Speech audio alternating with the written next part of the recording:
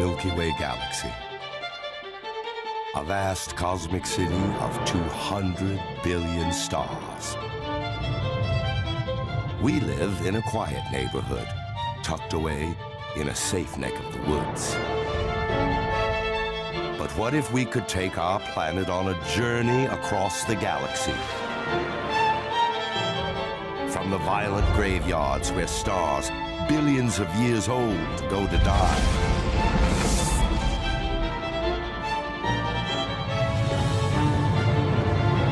To the cosmic cradles where new stars burst to life. Dare to travel through billions of years of space and time to find out how our galaxy came to be and the dark fate that awaits us. It's the ultimate journey to uncover the secrets that lie inside the Milky Way.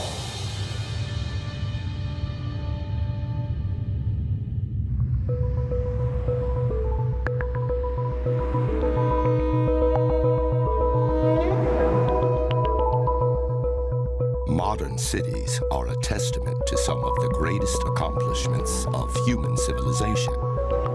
Feats of engineering that dazzle with millions of lights. But the bright lights conceal something even more amazing. Turn them off and behold, a great city in the sky.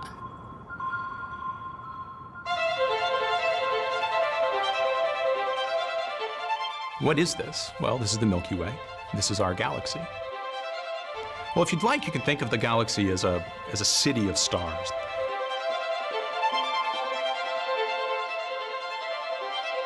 Our sun is just one of the 200 billion stars that make up a vast cosmic city.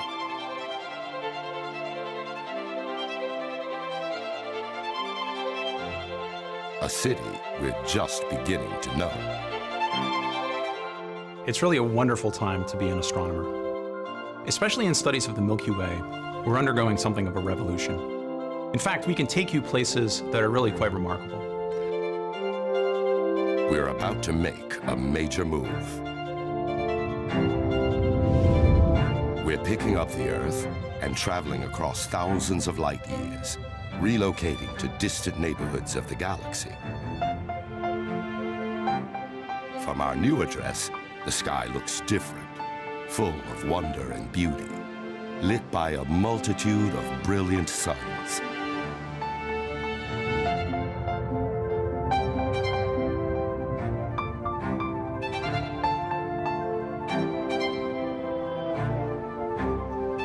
Revealing the power of stars that lived billions of years ago. Out here, we'll get a glimpse of the future when our sun exists no more. It's a journey to unravel some of the greatest mysteries of the universe. How the Milky Way was born, how it survived for so long, and how it will eventually die.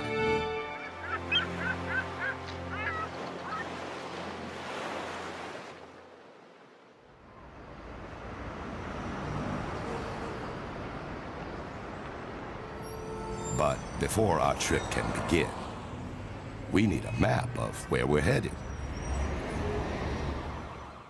And making one is the job of astronomers like Robert Kirshner and James Bullock.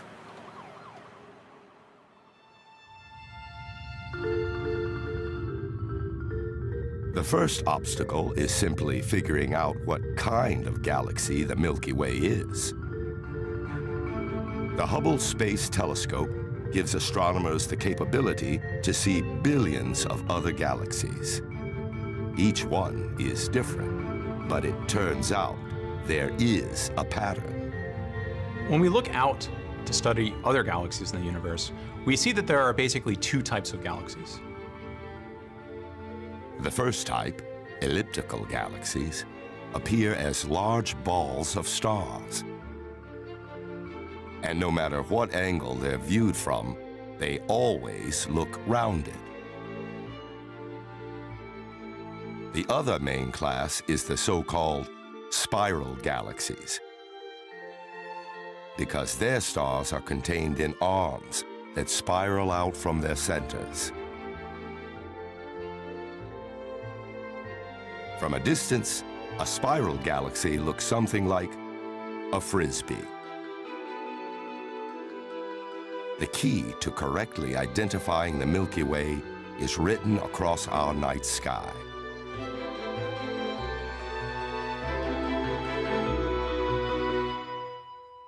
The Milky Way, we believe, is a spiral galaxy. So what we're really seeing when we look up at night at this band is we're seeing our place in the universe. We're part of a giant disk of stars. But that's just an insider's view.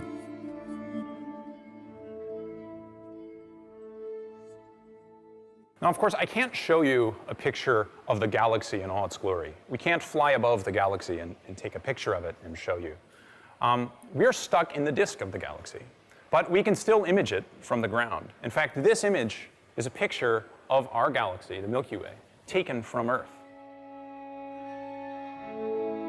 This is one of the most detailed images of our galaxy ever created.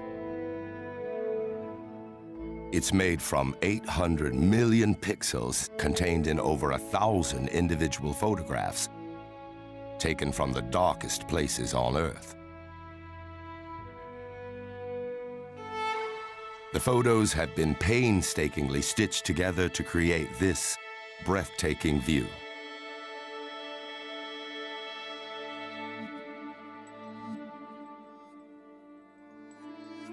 But impressive as it is, it's only part of the picture. It's something like a pizza, and if you were in the pizza, if you were a pepperoni, your view would not be a very clear one of what the whole story was. In the same way, we don't see the whole reach of the Milky Way. What astronomers really need is a bird's eye view. You would need to get out of the Milky Way to really see what it looks like. We don't have a way to do that, but we can look at other galaxies and see what they look like. Hubble's cameras capture nearby galaxies in amazing detail, like Messier 74. Although it's over 30 million light years away, it's one of our closest neighbors. Messier 74 is a beautiful spiral galaxy. Its large, starry arms sweep out from a bright core.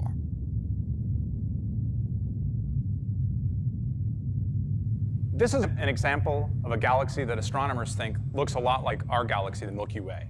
This is a great representation of our own star city. In the central region, we have the downtown. This is the bulge, this bright spot in the middle. And from that, we see spiraling out these arms, these beautiful spiral structures we see in this galaxy.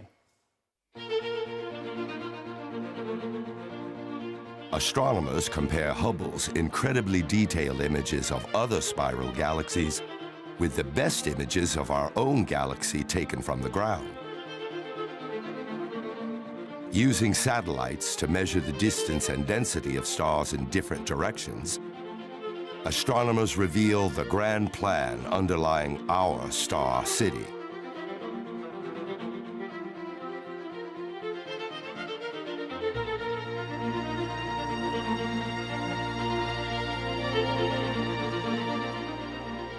At its heart, a bright central region, the galactic core,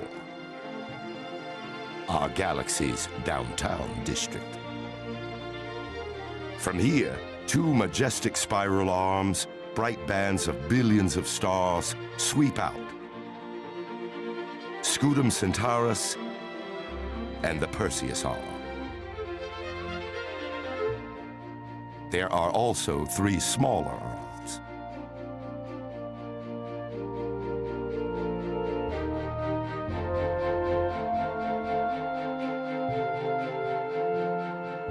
From one end to the other, our galaxy measures a staggering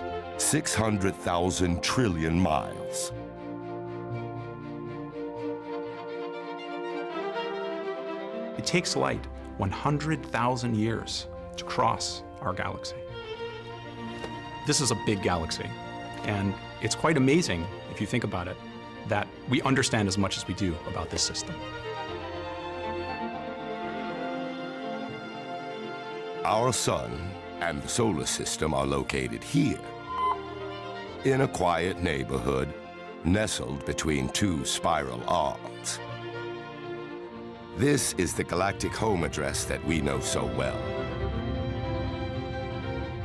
But our surrounding neighborhoods are wildly different. Like any large city, there are dynamic industrial zones where heat and pressure forge new stars and others die in violent explosions. Downtown, in the very heart of the galaxy, stars jostle for space, pulled by mysterious forces.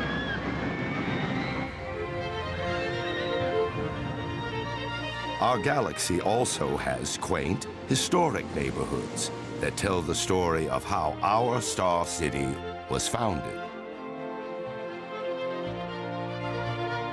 Now, we head to one of the most spectacular locations in the Milky Way. A place that holds the clue to how the 200 billion stars of the galaxy were first created. And it's just around the corner.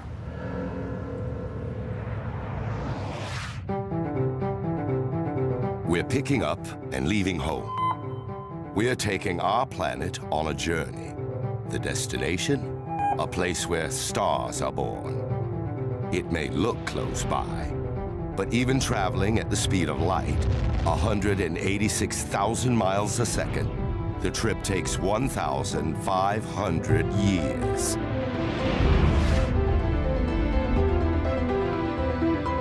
We arrive at a vast glowing cloud of gas and dust, the Great Orion Nebula. Beautiful new colors fill our evening sky.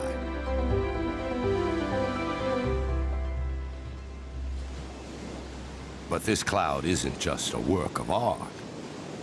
It holds the key to how our sun and every star in the galaxy came to be. The Milky Way is filled with billions of stars in every direction. From Earth, the naked eye also picks out large, dark, seemingly starless patches.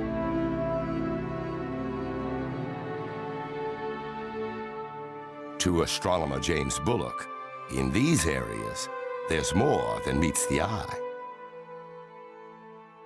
Perhaps the most beautiful part of this image is that we have this contrast of dark and light regions running through the plane of the disk. What that really is, it's dust. There are clouds of dust that are casting a shadow from the back of the stars. So the stars are trying to shine their light through. There are dust clouds there that are blocking the light, much like a cloud on Earth would block the sun. These vast clouds of cosmic gas and dust stretch thousands of light years across the Milky Way. Hubble finds them in most spiral galaxies. Dark, ghostly bands woven through the spiral arms and spreading across the entire disk.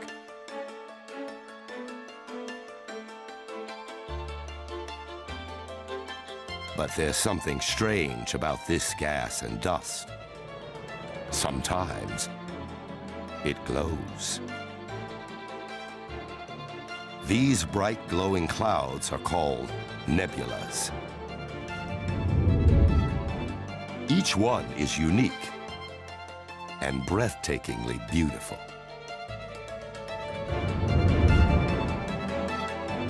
The Eagle Nebula, with towering pillars up to 4 light years in size. And the Carina Nebula, with its distinctive green glow.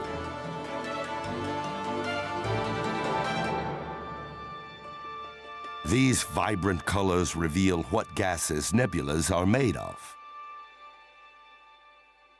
So for example, if there's oxygen gas, you get a green glow. If there's hydrogen gas, you get a red glow. So analyzing the light from a nebula turns out to be very instructive. It tells us what's there, it tells us what the physical conditions are. We can tell how dense it is, how hot it is, and what it's made of. We can find out a lot about the neighborhood by looking at these clues that come directly from the glowing gas. The gases glow at thousands of degrees, heated from a mysterious source hidden deep within the nebulas. To figure out what the source is, we need to peer deep inside. But of course, the gas and dust is in the way. So it's not so easy. It's a very mysterious part of the galaxy. It's a place that we have to use these special tricks to look into. And Kimberly Weaver is an astrophysicist who's got a few tricks up her sleeve. I've got a really neat way to show you this. This is a bag that you can't see through with your eye, so a normal telescope that looks at optical light could not see through this. In infrared light, a telescope can see through it. The infrared camera, if I put my hand inside, can see my hand. I'll wiggle my fingers to show you that you're seeing the heat from my hand inside the bag. And this is just like a star that's hidden inside a cloud of gas and dust that infrared astronomers can detect by using an infrared telescope. This is a picture of the Orion Nebula in visible light.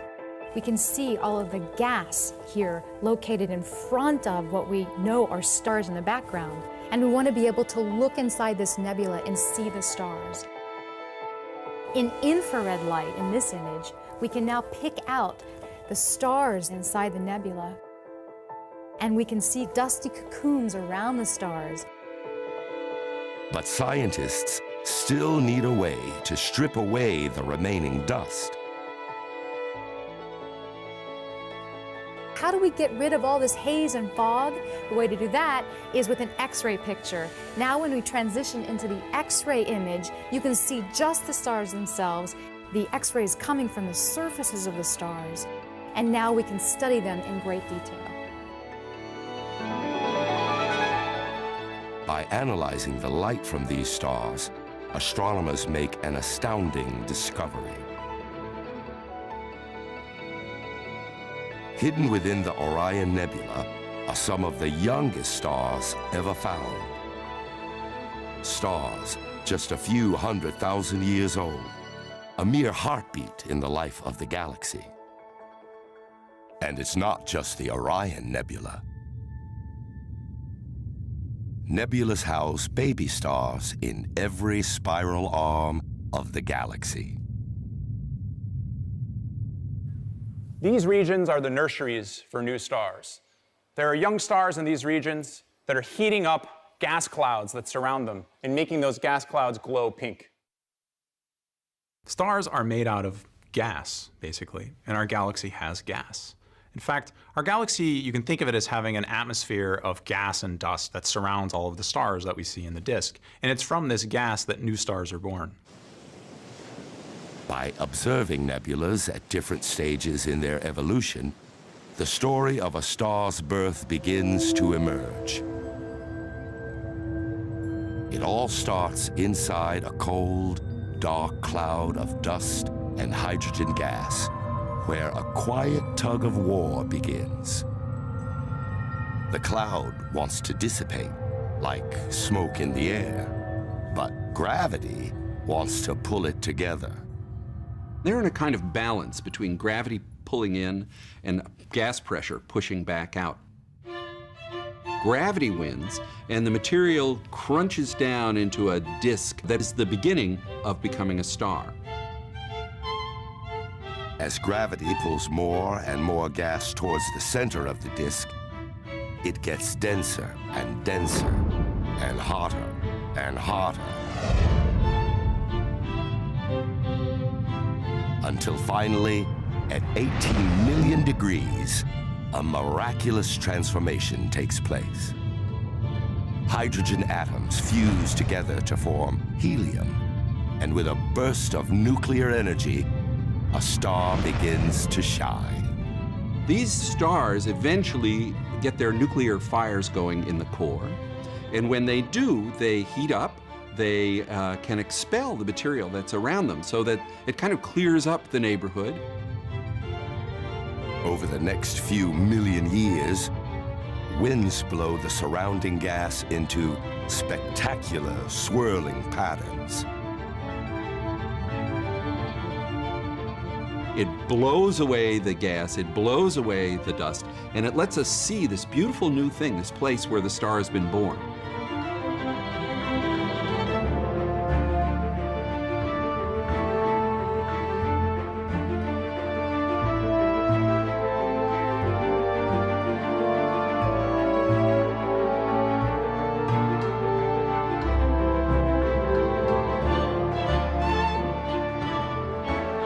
A human lifetime is too short to witness the wonder of a star's birth in the spiral arms. But by speeding up millions of years of cosmic time into just a few seconds, we can see one star born after another.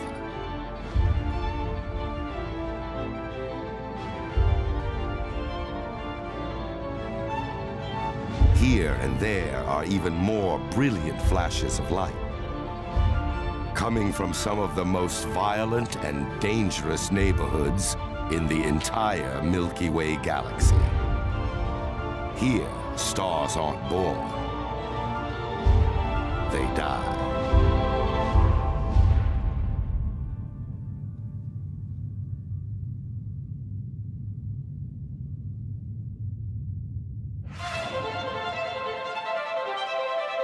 We're taking the Earth from the familiar neighborhood of the Sun to visit the wonders of the Perseus Arm, nearly 6,500 light years away.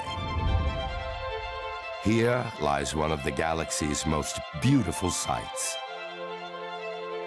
the Crab Nebula. Although it's made of gas and dust, this nebula hasn't created stars yet. But for Alex Filippenko, this area does represent the industrial zone of our galaxy, where the building blocks of Earth were manufactured long ago. Look at that molten iron. Holy moly. The Crab Nebula is a fascinating object. We see these very rapidly expanding gases. The crab may look static, but gases are racing out from its center at over 3 million miles an hour. Put into motion by a phenomenally powerful and violent event in the past.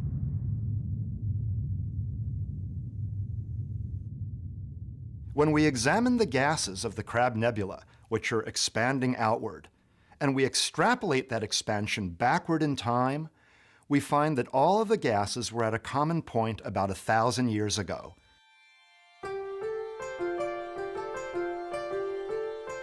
Back on Earth, 1,000 years ago, early civilizations watched the heavens. In 1054, Chinese manuscripts describe the sudden arrival of a brilliant new star. It shines brighter than any other star, so brightly it's visible during the day. But then, it mysteriously disappears. Today, the Crab Nebula lies in exactly the same part of the sky where the Chinese observed their brilliant star. What they witnessed was the moment the crab was born. The Crab Nebula was produced by the colossal, titanic explosion of a star at the end of its life. It's a supernova remnant. The spiral arms of our Milky Way are littered with these colorful remnants. Tombstones of stars that died violently in cataclysmic explosions called supernovas. To figure out this mystery, astronomers need to locate the next victim, a massive star at the brink of death. Astronomers are like detectives. We have to figure out what's going on in the universe, sometimes based on a minimal number of clues. And in the case of most astronomers, the clues come from only the light.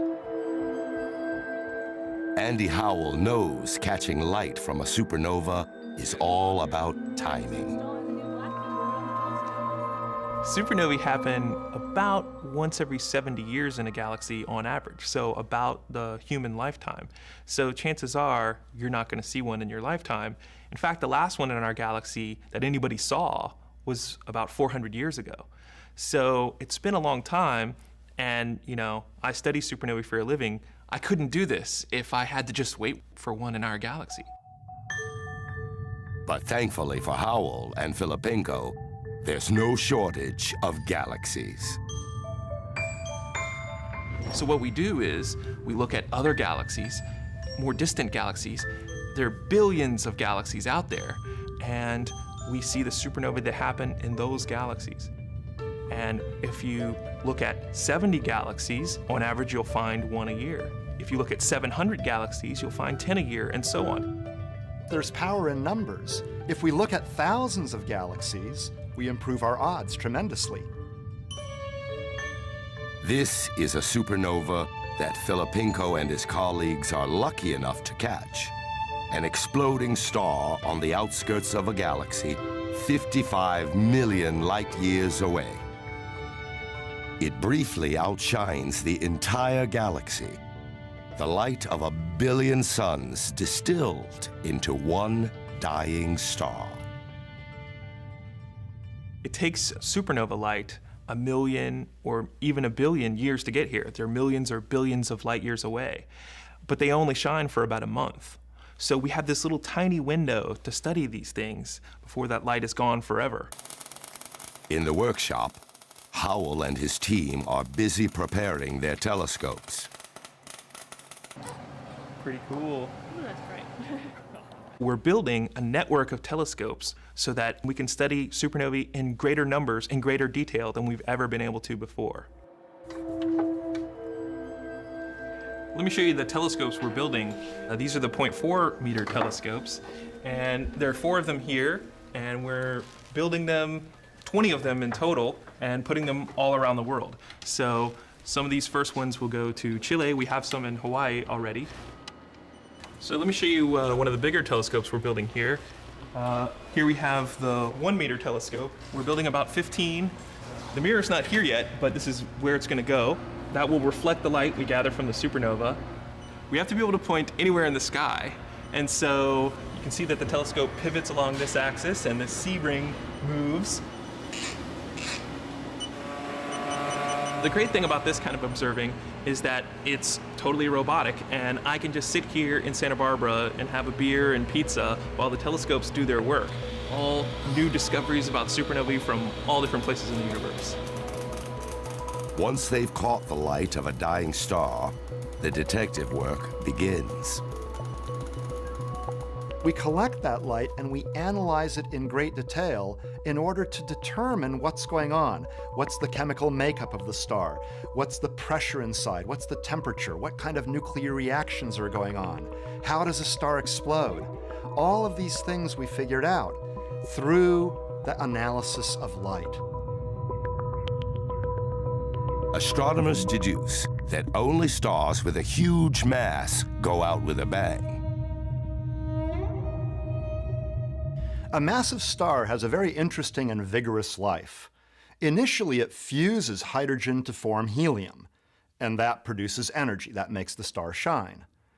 Then the ashes of that reaction, the helium, fuse together to form carbon and oxygen, releasing yet more energy. Then the carbon and oxygen can fuse into still heavier elements, magnesium and sodium and neon and things like that. And then silicon and sulfur, and finally iron. When it starts to make iron, the giant star is doomed. In the core, a fierce battle takes place. Energy pushes outwards, holding it up, while gravity wants to crush it inwards. The battle continues as the star makes heavier and heavier elements, producing energy while fending off total collapse. But once it starts to form iron, the battle is lost.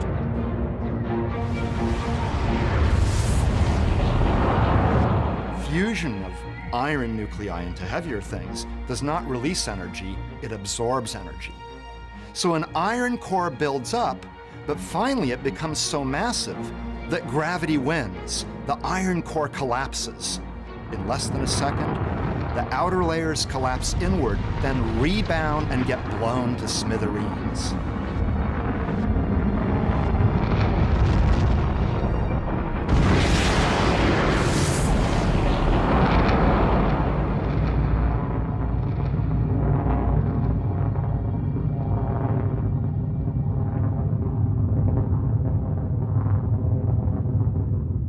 But from this death comes new life.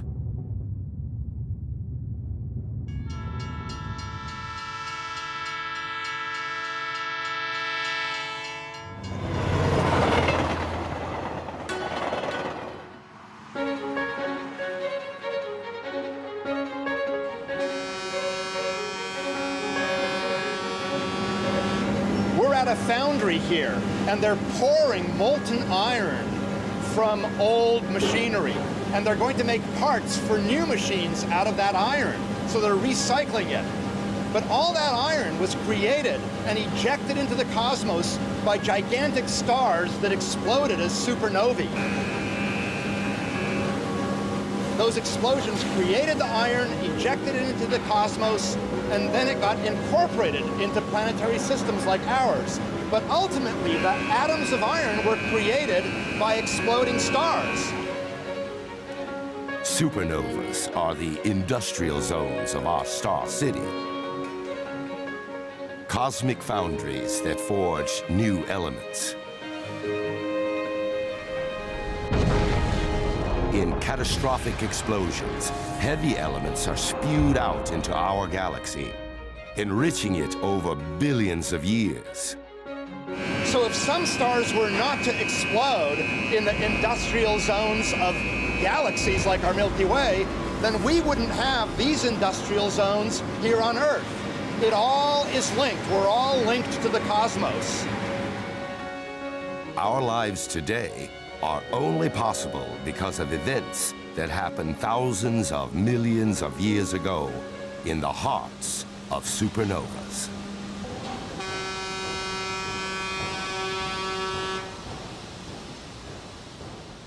It's fascinating to realize that the heavy elements in our bodies, the carbon in our cells, the calcium in our bones, the oxygen that we breathe, the iron in our red blood cells, all of those heavy elements were synthesized, created through nuclear reactions in stars, and ejected into the cosmos by supernovae.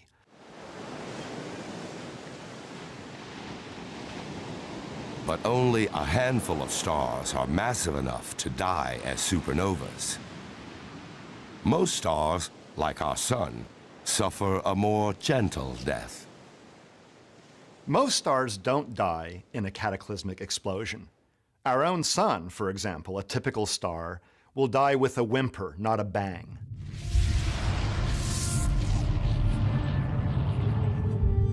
Death comes when the gravity pulling in finally succumbs to the nuclear energy pushing out. When this happens, any star, even our Sun, will die.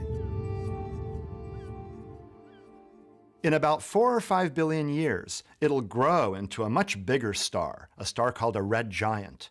And the outer atmosphere of gases will be held so loosely by the Sun at that time that the gases will be blown away gently in what I call a cosmic burp. These cosmic burps leave behind dying stars that litter the spiral arms as they slowly shed layers of elements. some layers are oxygen, and some layers are silicon, and some layers are sulfur. And those are the different colors we see in the Hubble Space Telescope images. Not far from our sun is a place where a star is dying. The Helix Nebula. It sheds light on how most stars end their lives. Our sun is destined to follow a similar path when it dies, 5 billion years from now.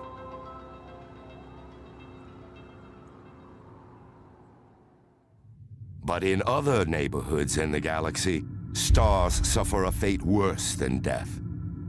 At the center of the galaxy lies a place where stars disappear altogether.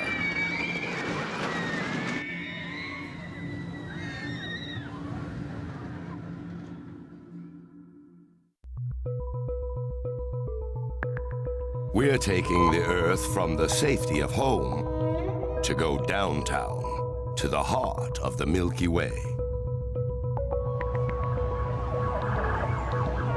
It's a dynamic, exciting district, but it's also a risky place to hang out. Andrea Ghez has spent over 15 years exploring this neighborhood.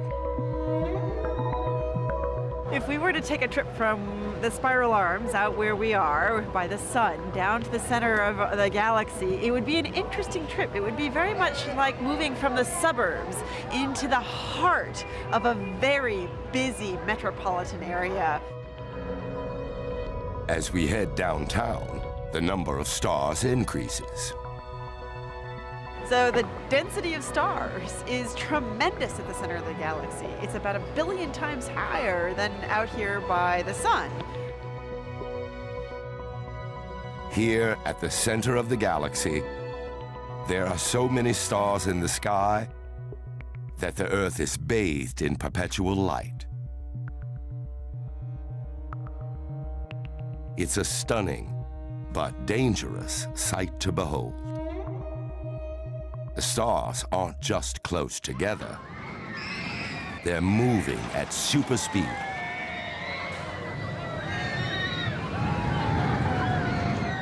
Going to the heart of the galaxy might not be dissimilar to going to an amusement park. The rides are somewhat similar to how the stars orbit the center of the galaxy. 10 million miles per hour compared to, say, our sun is about a factor of 50 times faster. So something has to be going on at the center of our galaxy to make that happen. But figuring out what is no small task. The heart of our galaxy lies 26,000 light years away. It's difficult to observe through the vast amounts of stars, gas, and dust. And there's another problem even closer to home: the Earth's atmosphere. The atmosphere is great for us. It allows us to survive here on Earth, but is an absolute headache for astronomers. It's very much like the problem of looking at a pebble at the bottom of a stream. The water in the stream is moving by and it's turbulent and it makes it very difficult to get a clear vision. In the same way, looking through the Earth's atmosphere prevents us from getting clear pictures of the stars at the center of the galaxy. So astronomers like Ghez turn to a technique called adaptive optics to get a better view. By measuring how a laser beam is distorted in moving air, it's possible to compensate for the atmosphere's blurring effect. So let me show you an example of how powerful adaptive optics is. The stars that we want to see are the ones that are at the very center. We think the heart of the galaxy is right within the center of this box, which is panned out here. Without adaptive optics, this region looks completely blurry. You don't see the individual stars. With adaptive optics, you see the individual stars. For 15 years, Ghez has taken infrared images of the stars at the heart of the galaxy to produce an extraordinary time-lapse movie. So if we zoom into the very heart of the galaxy, we can actually see the data that we've taken over the last 15 years, and you can see the stars, and you can see the tremendous motion that they've gone through. In particular, SO2, which is my favorite star. Every astronomer has a favorite one. So you can see SO2 goes around, and in particular, you can see as it gets to the center of the frame, it moves much more quickly. So something's interesting as it goes through that region. So putting everything together, all the measurements that we've made, we've been able to make an animation that shows how the stars have moved over the course of 15 years. Each star goes whipping around the center of the galaxy. In particular, the most striking thing that you'll notice is the motion of SO2. So SO2 goes on an incredible roller coaster ride. It comes whipping around and then back out. For an object to have enough gravitational pull to send SO2 on rapid orbit around the center of the galaxy, it must also have a huge mass.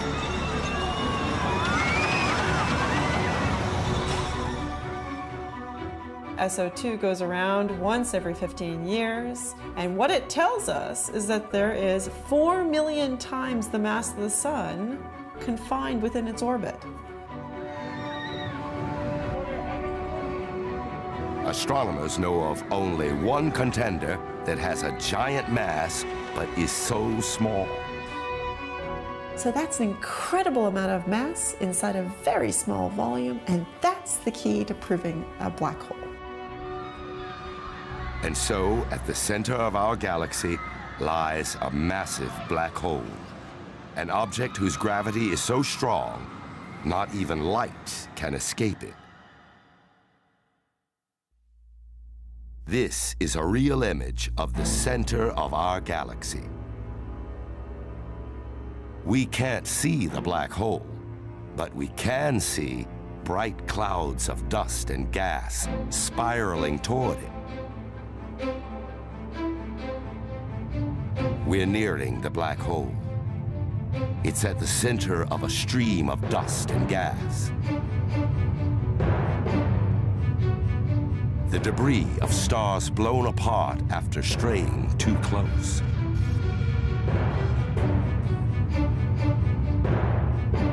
Black holes grow with time, and that happens by material falling onto it, accreting onto it. And that material can come in the form of either gas or stars that get torn apart by the black hole itself. At the center is the invisible black hole. This is the material it feeds on. The glowing region is the accretion disk. Here, star debris falls inward and whips around at astonishing speed. Friction heats the debris up to such high temperatures that it glows white hot. So at the center of our galaxy, we do have a black hole. We now know that today, but it's not producing a tremendous amount of energy. So it's perhaps, we could say, it's a black hole that's on a diet. It simply doesn't have a lot of material to feast on. But what would happen if SO2 and the other stars were pulled inward by the black hole? What happens when that material falls onto the black hole is that the black hole, there's radiation associated with the black hole, and it can generate these jets squirting out from the center of the galaxy. Spewing out subatomic particles close to the speed of light, the beams are like vast cosmic searchlights.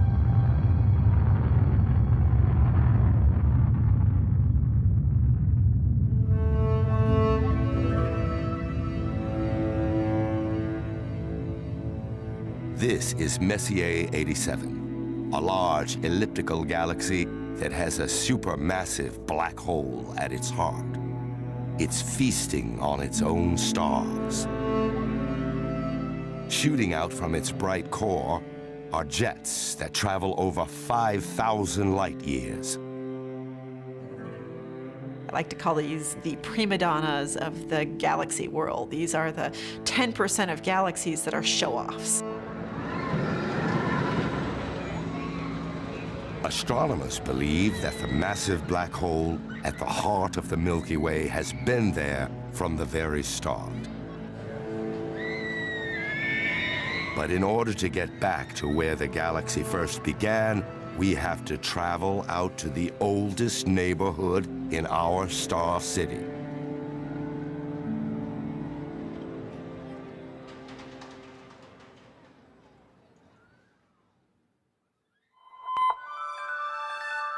We're traveling upward, away from our solar system, out of the spiral arms of our Milky Way. Up ahead lie vast clusters of stars that orbit the heart of our star city. There are over 150 of them. These satellite towns, called globular clusters, hold the answer to one of the greatest mysteries in astronomy: the true age of our galaxy.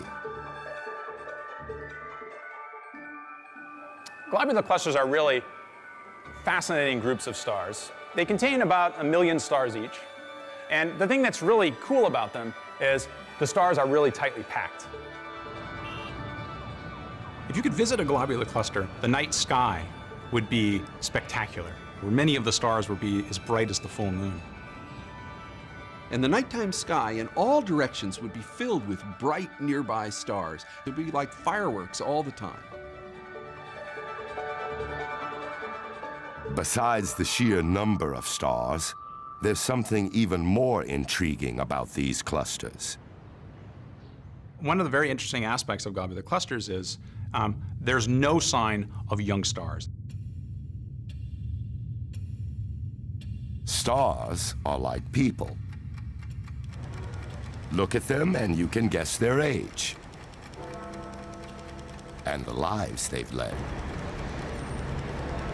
With people, gray hairs and wrinkles are the telltale signs. With stars, it's color and size. So the biggest stars, the most massive stars, the ones with the most gas, live life in the fast lane. They live very short amounts of time, but they burn very brightly, and they're very, very hot, and so they tend to be blue. On the other hand, you have the red stars, which use their energy very conservatively, last for a long time, don't glow too brightly, and those stars last for a very long time. So by measuring the brightnesses and the colors of the stars in a globular cluster, we can figure out how old they are. And here's the remarkable thing: they're very old. Globular clusters, at least the stars in globular clusters, in many cases are almost as old as the universe itself.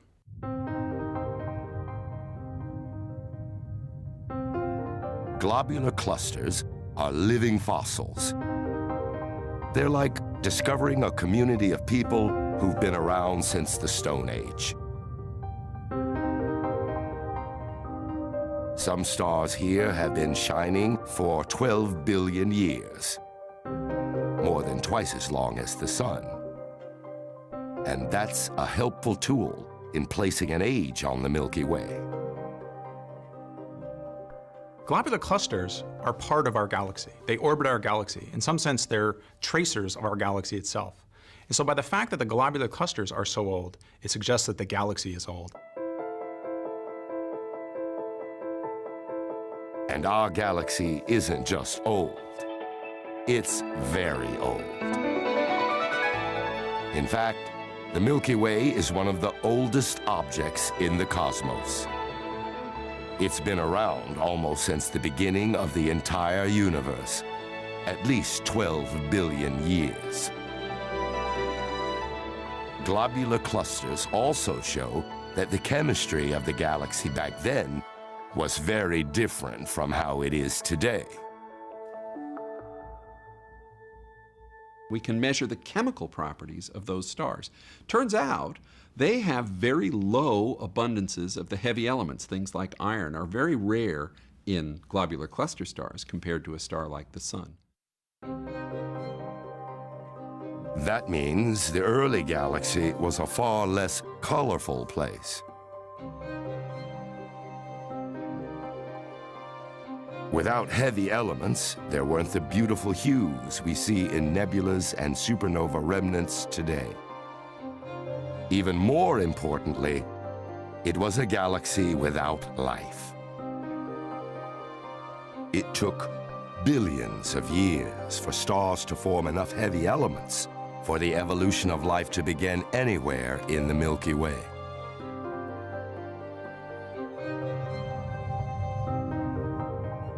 Leaving many to wonder how the galaxy has managed to keep going for so long.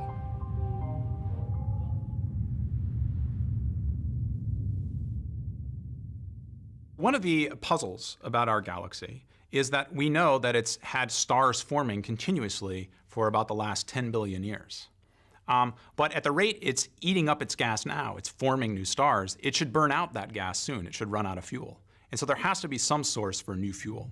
That source must be outside the galaxy. And recently, astronomers made a startling discovery. Globular clusters aren't the only groups of stars orbiting the Milky Way. There are other tiny galaxies circling our galaxy called ultra-faint dwarf galaxies. The reason why we haven't known about these dwarf galaxies for very long, these so-called ultra-faint dwarf galaxies, is that they contain just a few hundred stars, 1,000 stars.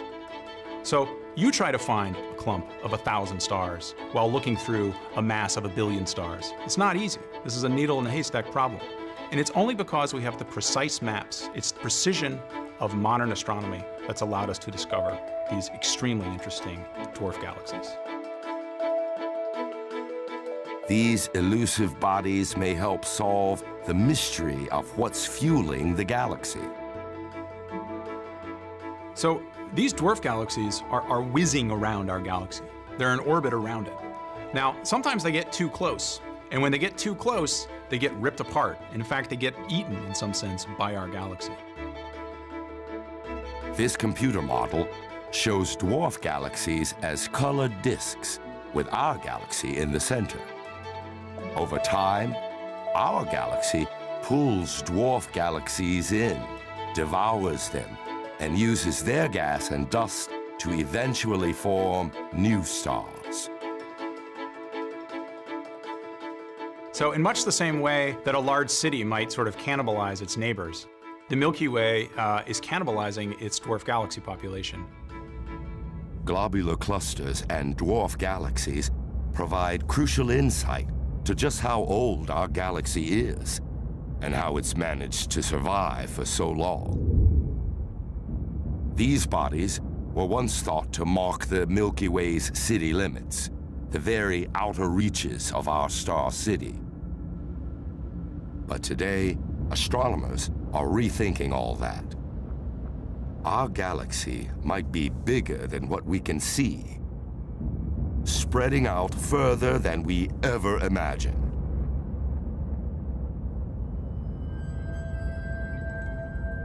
We're picking up our Earth and moving from our quiet suburb to a new neighborhood in the outer spiral arm of our galaxy.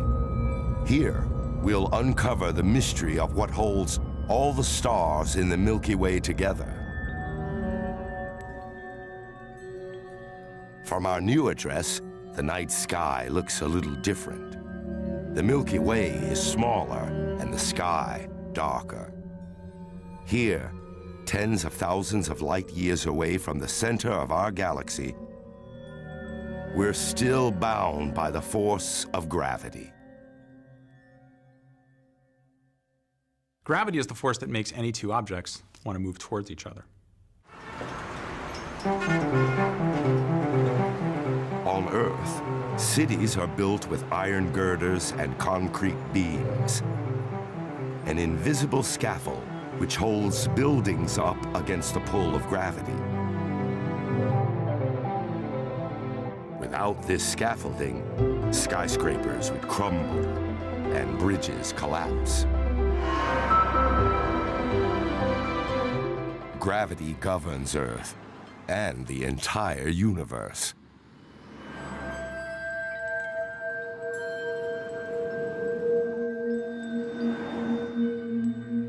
Anything that has mass has a gravitational pull.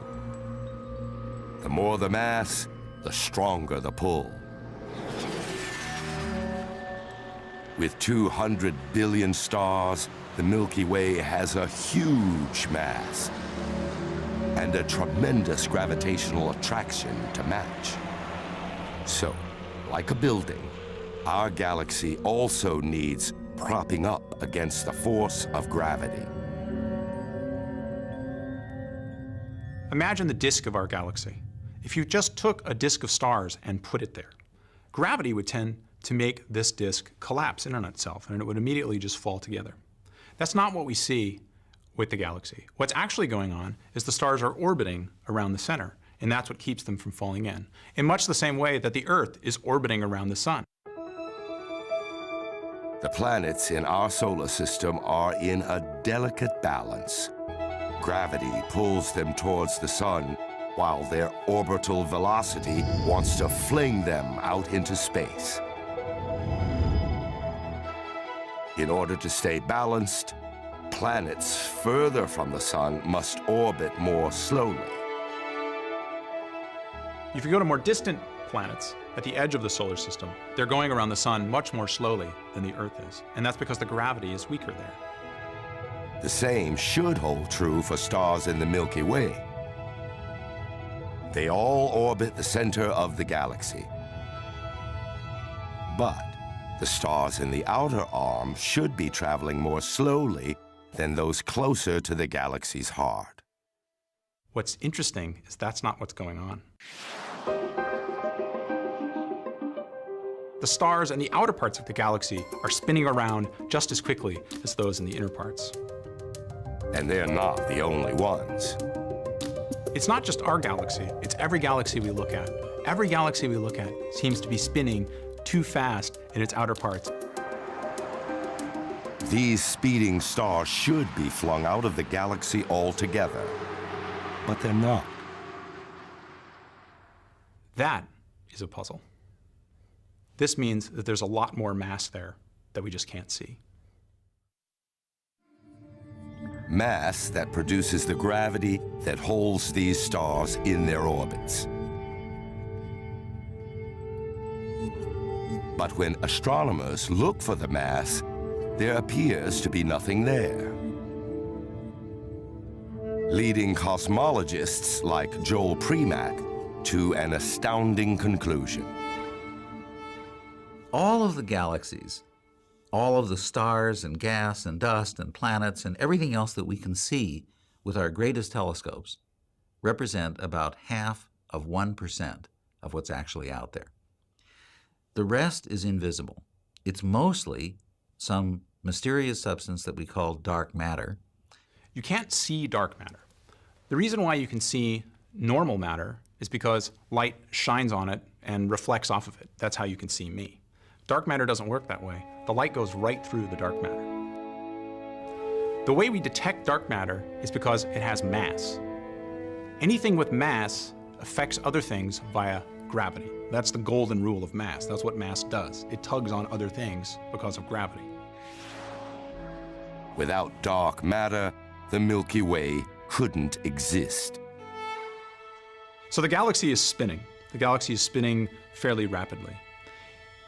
The reason why it can spin so rapidly is because it has so much dark matter. The dark matter has a lot of mass, and therefore it has a lot of gravity, and that's what keeps the stars whizzing around.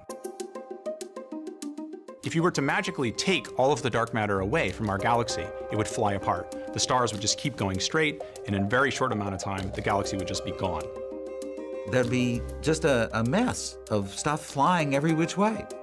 And that's not just true of our galaxy, it's true of every galaxy and every cluster of galaxies in the universe. They're all held together by this invisible stuff that we call dark matter. So we need the dark matter. It's the glue that holds galaxies together. The discovery of dark matter has revolutionized our picture of the Milky Way. The stars of the galaxy represent just a fraction of its mass.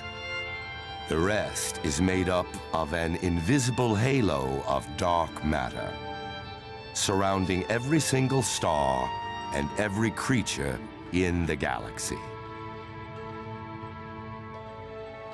The stars are just the central region.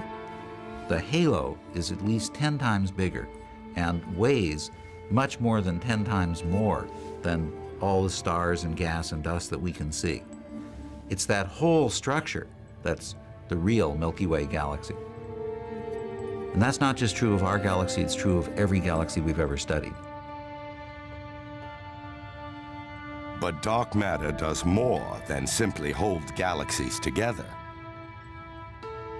Astronomers now think it binds the Milky Way into an extraordinary structure with billions of other galaxies.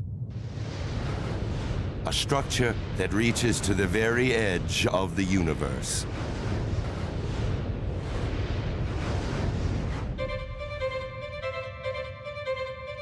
We've left our home galaxy to take the Earth across billions of light years of space and time.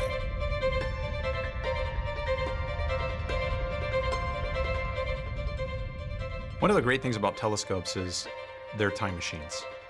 Because light travels at a finite speed, when we look at distant objects, we see them as they were when the light left them.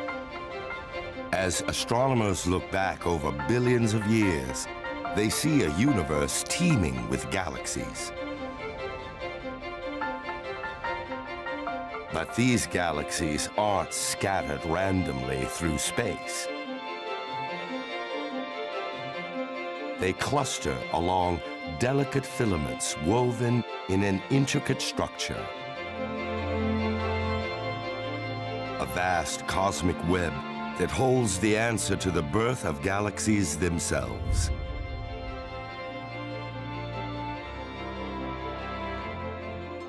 It's a story shrouded in darkness. Look back far enough, and gradually all the galaxies disappear.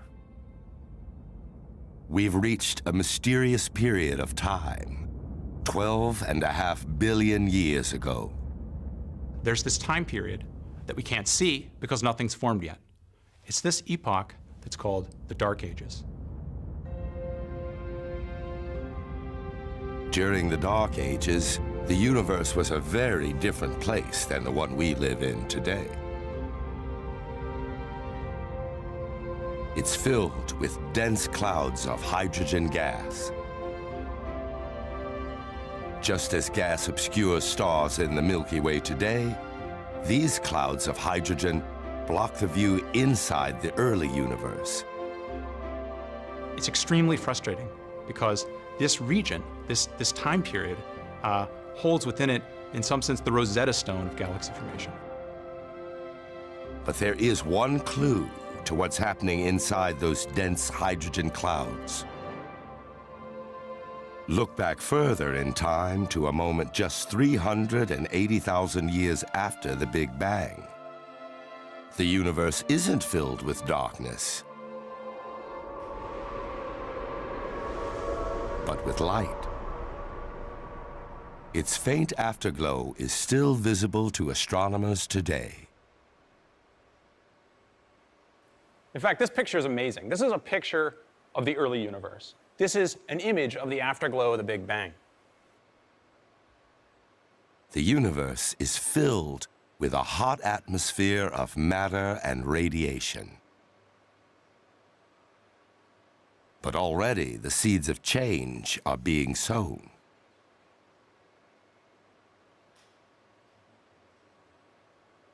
Everywhere we look around us in the universe, we see structure. We see galaxies all over the place. Where do these galaxies come from? There's a big clue to this buried in this picture. If you look closely, you can see that there are red spots and there are blue spots. These red regions are regions where there's basically more stuff. And the blue regions are the regions where there's less stuff. This image reveals tiny variations in the density of the gas that fills the early universe. Minute ripples that will grow with time. We think that these ripples, these primordial ripples, are the seeds to all future structure. These ripples eventually grew into what became the first galaxies. It takes a powerful force to grow something so small into something so big? It's gravity that amplifies these ripples. And in fact, we need an additional source of gravity to amplify those ripples to form galaxies like we see today. And that additional gravity comes in the form of dark matter. What happens is that first the dark matter forms the structure. The ordinary matter then follows the dark matter. The ordinary matter is hydrogen and helium at this stage. And the hydrogen and helium fall to the center of the dark matter halos that are forming, and that's going to become the galaxies. Dark matter may be the missing link between these minute ripples in the early universe and the vast cosmic web that now fills space.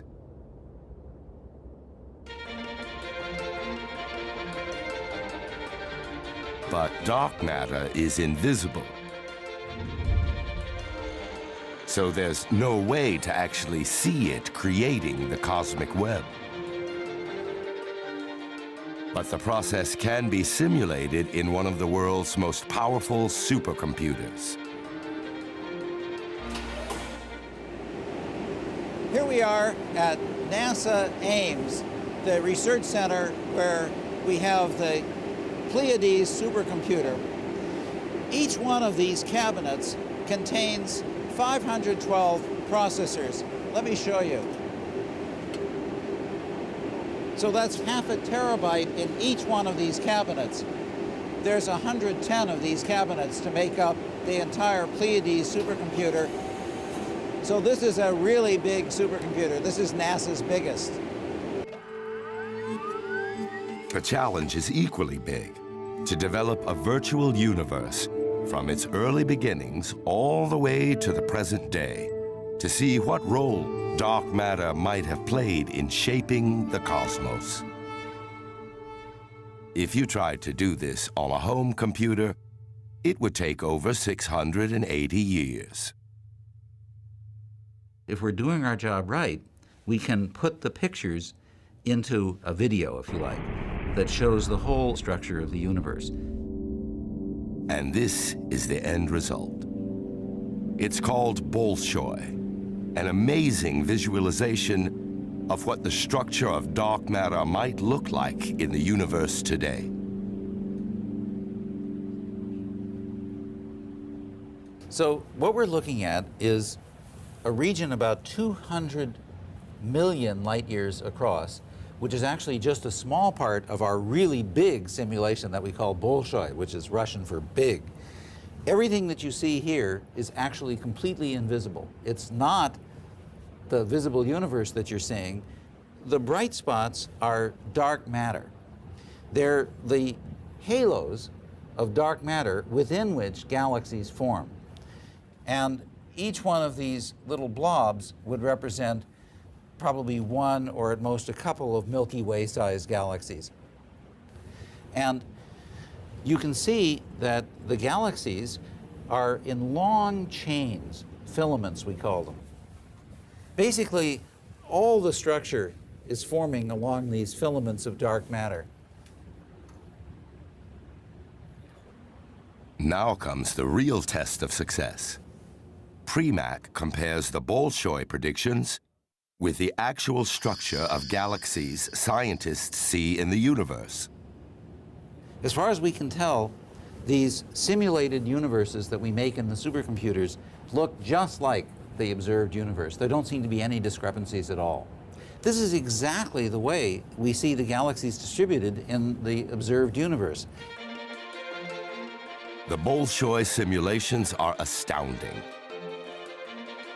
They match the pattern of galaxies seen in the cosmos today perfectly. It's persuasive evidence that dark matter has been sculpting the universe for billions of years.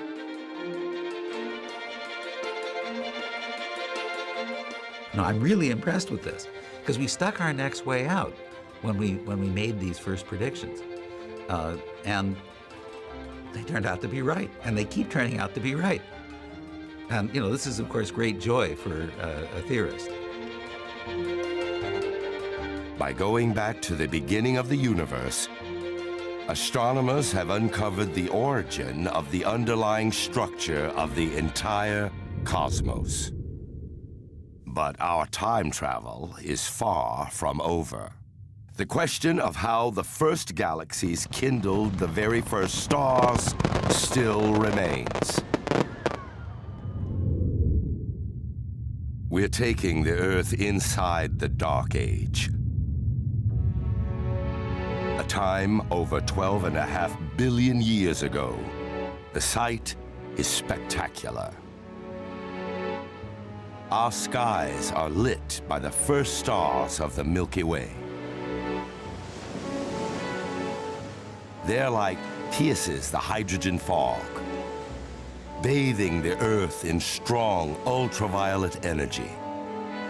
These first stars will change the way we see the universe forever. Tom Abel studies the life and death of these early stars. The beautiful thing is that we now have computers. We program them with the laws of physics. Put in some gravity, hydrodynamics, how gases move around, some of the chemistry. And as we evolve it all together, we gain an intuition of how stars come about. And in the case of the very first stars, this is absolutely crucial. Abel begins with the basic ingredients available during the Dark Ages: hydrogen, helium, dark matter, and gravity. Using computer models, Abel recreates the lives of these early stars.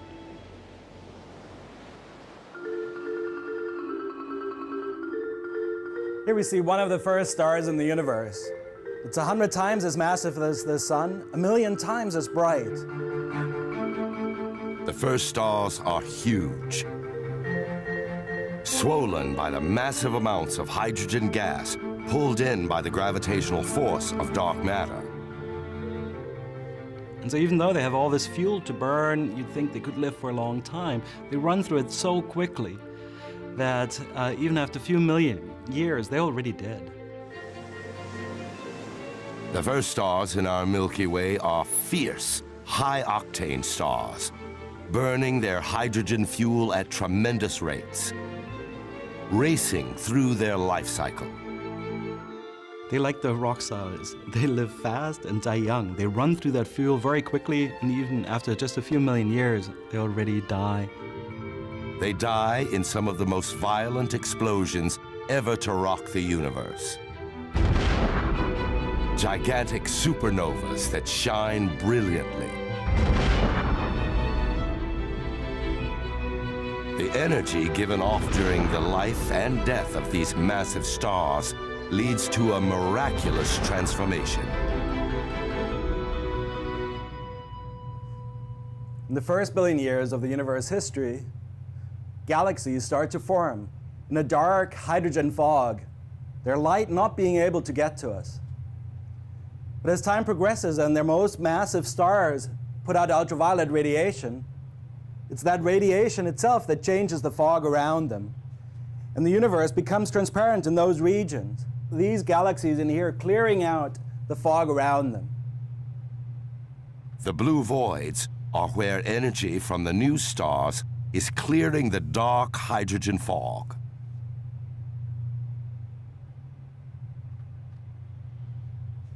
But towards 1 billion years after the Big Bang, the entire fog has cleared, and we now see all the galaxies and the dark ages end.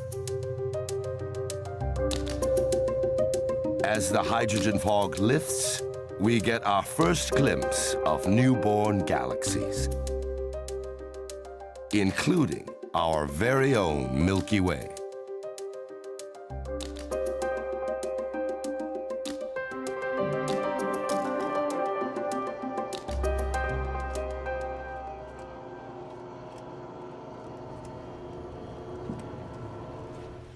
This remarkable image is the Hubble Ultra Deep Field. It's the longest exposure that's ever been taken with the Hubble Space Telescope. It's a truly remarkable image, probably the most famous to professional astronomers. For over 11 days, Hubble pointed at a tiny patch of sky, about the width of a dime, held 75 feet away.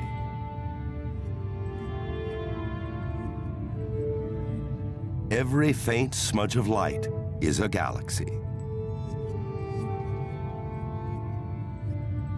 For Richard Ellis, it's a treasure trove.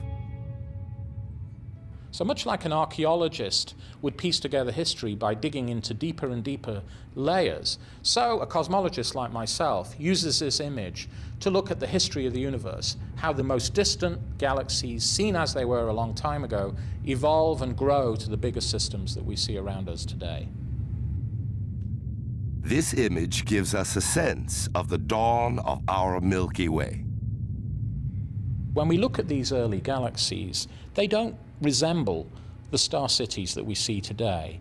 They're lumpy, they're irregular, they appear to be interacting with their neighbors, they're physically very, very small. So clearly the universe was very different in those early times.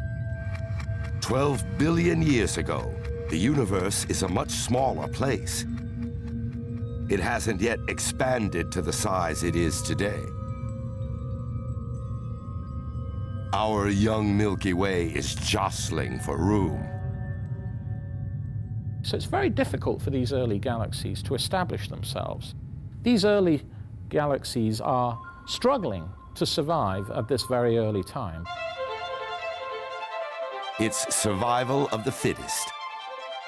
The largest galaxies grown bigger by devouring the smallest. So it's tough for these early systems to form, but clearly they do, and they eventually merge with their neighbors and form the bigger systems that we see today. These collisions in the early universe created the beautiful spiral galaxy we live in today. And they've never stopped. Astronomers believe there's still one final collision in store for the Milky Way. One that will change it forever.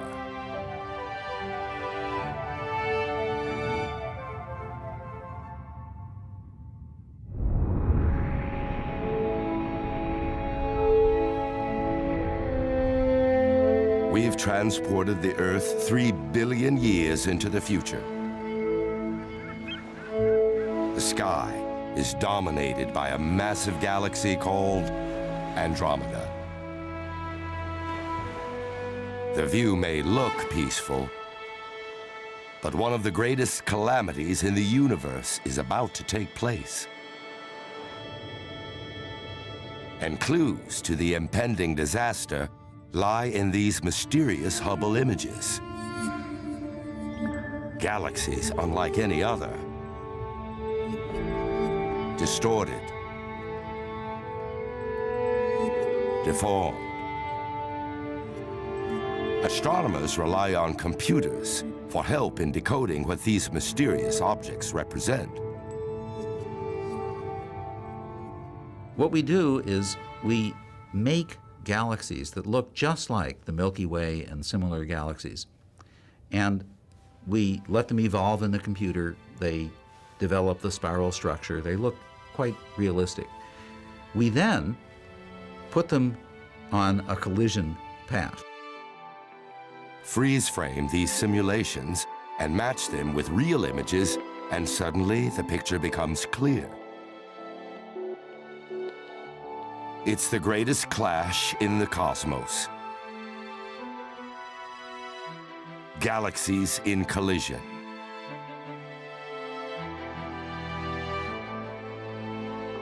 Like cities, galaxies tend to cluster.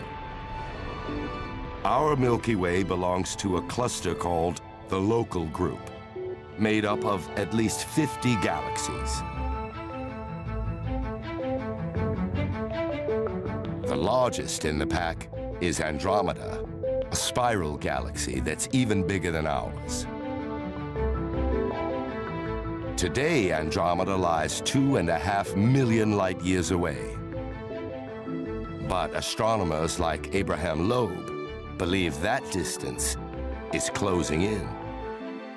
When I started working in astrophysics, I noticed that most of my colleagues are thinking about other galaxies interacting with each other, colliding with each other, and I was wondering, why aren't they examining the future of the Milky Way and the Andromeda Galaxy as they will come together? Trouble is brewing for our star city. Our galaxy is rushing toward the great galaxy in Andromeda. They're rushing toward each other. And they're going to encounter each other in a couple billion years. Loeb and his colleagues decide to simulate this intergalactic clash of the Titans. This was the first simulation of its kind. Initially, the two galaxies plunge through each other, producing these beautiful tails of stars due to the force of gravity. They run away, turn around, and come back together to make one big spheroid of stars, which I called the Milkomeda Galaxy. When the Milky Way merges with Andromeda, almost 1 trillion stars will come together.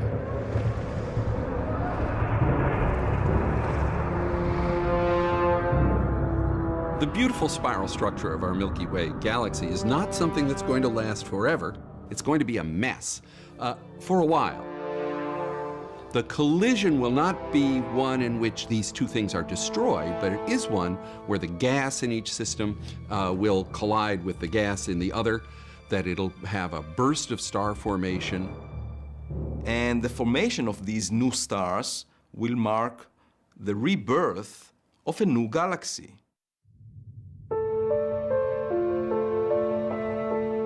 This spectacular Hubble image shows the antenna galaxies, a grand cosmic collision between two spiral star cities. The galaxies are in a frenzy of star birth. A multitude of nebulas glow pink in the darkness. One final flare of stellar activity before the galaxies merge to become one. This is the fate that awaits our Milky Way when it merges with Andromeda 3 billion years from now. When they collide, there will be a lot of new star formation that takes place. There will be a kind of rejuvenation of the Milky Way for a little while, and then eventually this combined system will settle down to become a new thing, probably a bigger galaxy than either of the galaxies out of which it was made. But the real surprise is the shape of this new galaxy. A new galaxy is formed where instead of the disks that the original galaxies had, where all the stars are going around more or less in a plane, instead, the stars are going every which way, just like the elliptical galaxies that we see. And so we're pretty sure that this process must be a large part of how elliptical galaxies form. The collision of the Milky Way with Andromeda will leave behind a giant elliptical galaxy. But before that happens, there'll be one final sight to behold. The image of Andromeda will be stretched across the sky, looming as big as the Milky Way itself. And it's conceivable that there would be human beings like ourselves looking at the sky and seeing this spectacular image. We might not be the only beings enjoying the view. Could our galaxy be home to other civilizations? Unknown life yet to be discovered inside the Milky Way?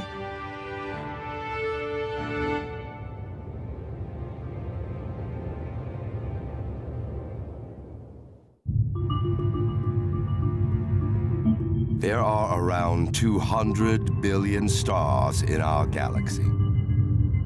But there's only one neighborhood we know for sure that sustains life.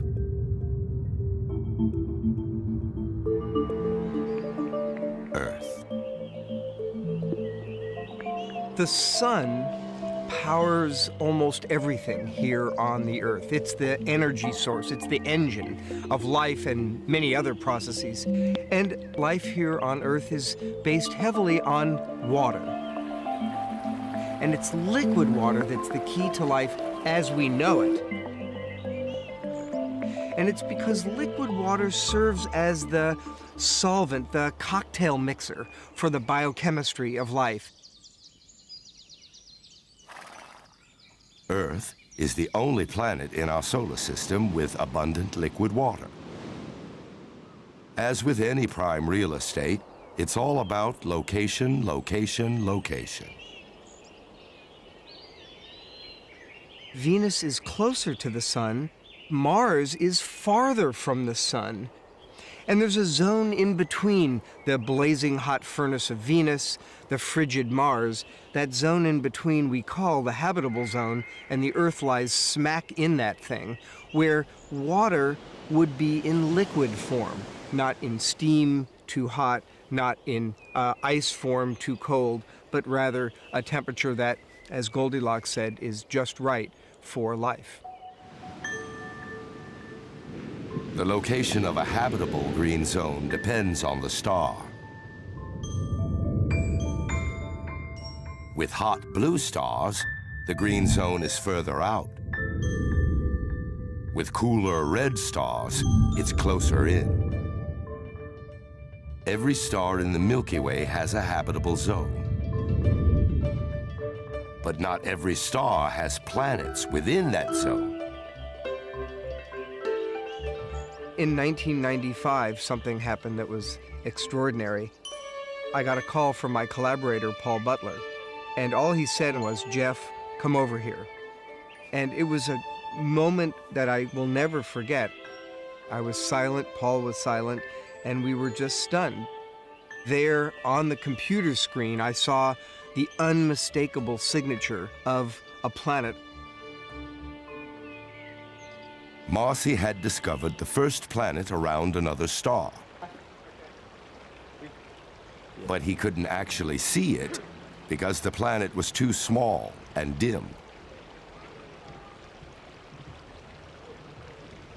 Any planet orbiting a star is lost in the glare of that host star that outshines it by a factor of 1 billion. And so instead, to detect planets, we watch the stars. And in fact, a star will wobble in space because it's yanked on gravitationally by the planet or planets orbiting that star. And by watching the star alone, we can determine whether the star has planets and how far out those planets are from the host star. So far, astronomers have found over 400 planets orbiting stars in our galaxy, but none of them seem to be in habitable zones. One type of giant planet orbits very close to its star. We call them hot Jupiters because these Jupiter-like planets are so close that they're blowtorched by the intense heat from the star. The other sort of planet we've found is also bizarre. We've found planets that orbit in elongated orbits, elliptical, stretched out orbits, but then the planets go very far from the star where they would be quite cold. And so the planets that we've found so far are a little too weird for us to imagine that life would have a good chance of surviving. Power on. External. But all that may be about to change. Recently, NASA launched a powerful new telescope called Kepler to hunt for Earth-sized planets that may orbit habitable zones around nearby stars. Kepler works in the most simple way. All Kepler does is monitor the brightness of 100,000 stars with such exquisite precision that it would detect a planet as small as an Earth-like one as it blocks the starlight.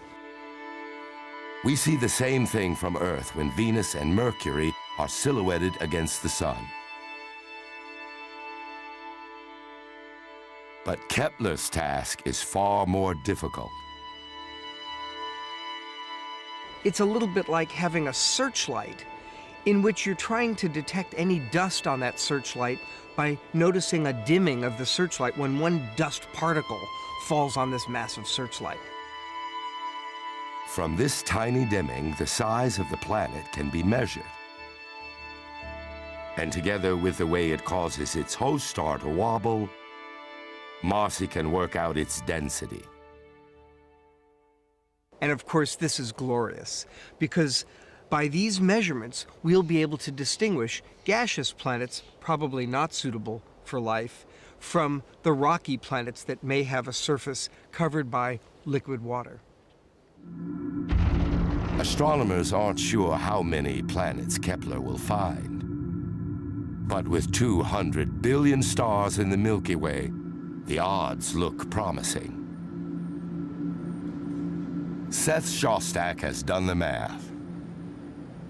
You know, the indications are a lot of those stars have planets, maybe half of them do. And since planets, you know, being like kittens, you don't just get one, you get a couple. They're probably on the order of 1 million planets out there. 1 trillion planets. It's an unimaginably vast number. But what are the chances of them being in a location where life can flourish? We can expand the idea of a habitable zone around a star to a habitable zone within our entire Milky Way galaxy. The search for life begins with the search for a galactic habitable zone, the safe haven that allows life to flourish. In close, at the hub, there's an extraordinary amount of X-rays, harsh radio waves, even gamma rays, that would certainly destroy fragile, single-celled life just getting a start toward evolution. Downtown is dangerous. There's a supermassive black hole down there. You get too close to that, all sorts of bad things can happen. There's also a lot of stars down there, and you know, a lot of stars sounds good. But on the other hand, if you have too many nearby stars, they tend to shake up all the comets in your solar system. They're constantly pummeling you with these collisions that, just ask the dinosaurs, are not always good for you. The spiral arms may offer the safest neighborhoods in the galaxy. But even here, danger may lurk around the corner. If you happen to be on a planet near a supernova, that explosion could ruin your whole day. Life might get started, and then, you know, another couple 100 million years later, it gets wiped out. So these areas are sort of no-go zones, no man's land. Well, no alien's land, perhaps. The outer reaches of our Milky Way are quieter. But here, life would still find it difficult to take root. At the outskirts of our Milky Way galaxy, there aren't very many heavy elements of which the cells of our bodies and life as we know it are composed, and so we may not have the essential building blocks of life at the outer edges of our own Milky Way. So it's not an accident that we are where we are. Our neighborhood, tucked away between two spiral arms, is prime real estate. It's remained relatively unchanged for billions of years, giving life time to establish and evolve.